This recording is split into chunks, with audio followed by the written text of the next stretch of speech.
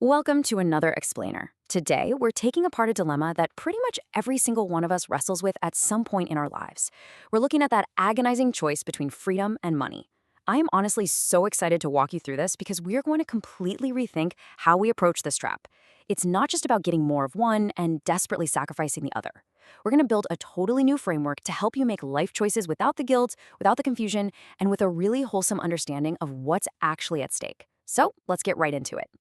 Okay, let's dive into this. We've all felt that emotional tug of war, haven't we?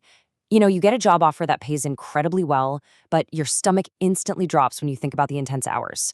Or maybe you look at a highly flexible, low-stress path, but you immediately panic about paying the bills. It feels absolutely impossible because we falsely treat money and freedom as simple opposites. It's like we view it as this moral test where you have to rank them from best to worst. But in reality, they aren't enemies at all. They are actually two forces pulling on the exact same decision from totally different sides. There's a core concept that's going to serve as our anchor for this entire explainer. Money expands options. Freedom protects choice. I really want you to keep this in the back of your mind as we go. We need to shift our perspective here. This isn't some moral argument about which concept is superior to the other. It's a practical system. Once you stop mixing up the act of having money with the feeling of being free, the whole topic becomes something you can actually think clearly about. Section 1. What they really are. Redefining the terms.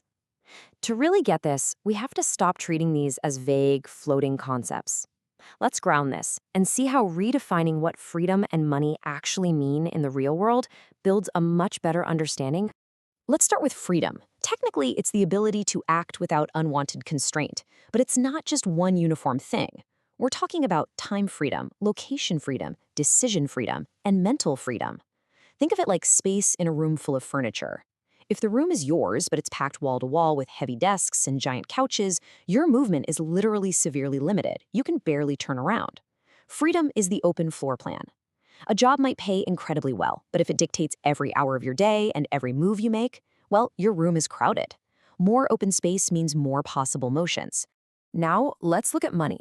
It's usually just treated as a number on a paycheck, but its real function is as a resource for shaping reality. Think of money like fuel in a vehicle. Fuel isn't the journey itself, and having more fuel doesn't automatically tell you where to go. It simply increases the range of places you can reach. It expands your options. Money is powerful because it can convert into other things entirely, like outsourcing tasks to buy back time, providing safety, or getting access to new environments. And this brilliantly illustrates what happens when we compare these two forces side by side.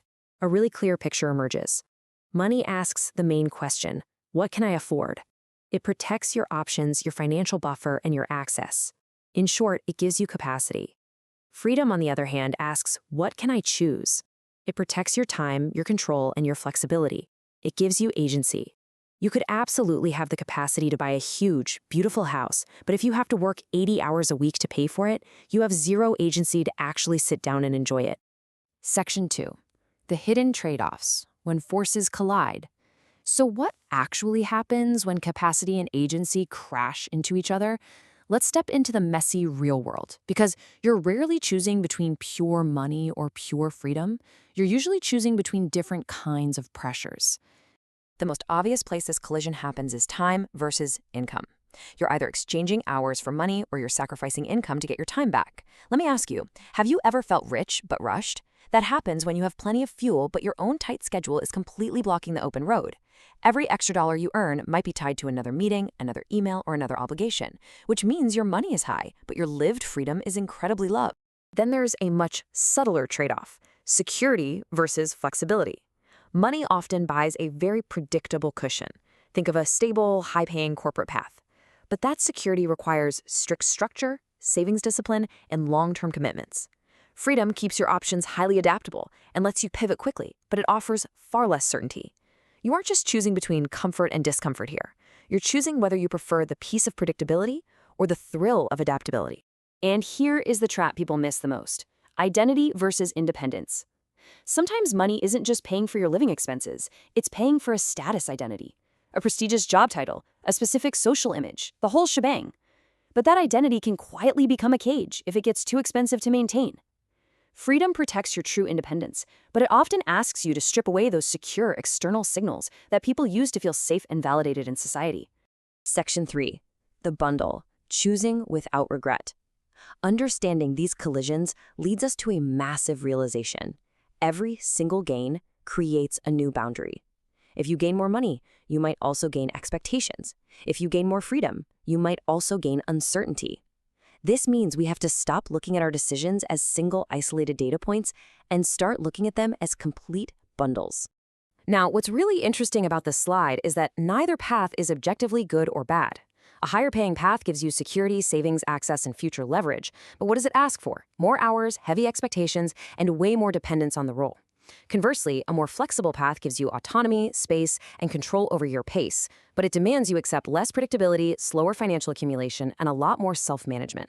A demanding role might be the absolute perfect bundle for someone building their career who needs future leverage. But for someone who is completely burnt out or managing heavy family obligations, that exact same bundle feels like a slow loss of self. It's all about whether a specific bundle fits the exact stage of life you're in right now. So the crucial point is how you filter your decisions moving forward.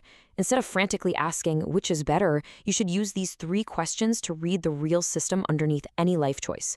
First, what does this increase? Second, what does this decrease? And third, what does it bind me to? These questions are amazing because they strip away the romantic labels and show you the actual, unvarnished pattern of constraints you're signing up for. Which brings us to our final thought. Money and freedom are, at the end of the day, just tools for shaping constraint. Money loosens the limits of scarcity. Freedom loosens the limits of control. But both introduce brand new limits of their own. So the ultimate question isn't whether you want money or freedom in the abstract. The truly empowering question you need to reflect on today is this: which constraints are already in your life and which ones are you actually willing to carry? Thank you so much for exploring this with me today, and I really hope this new framework helps you make your next big decision with total clarity.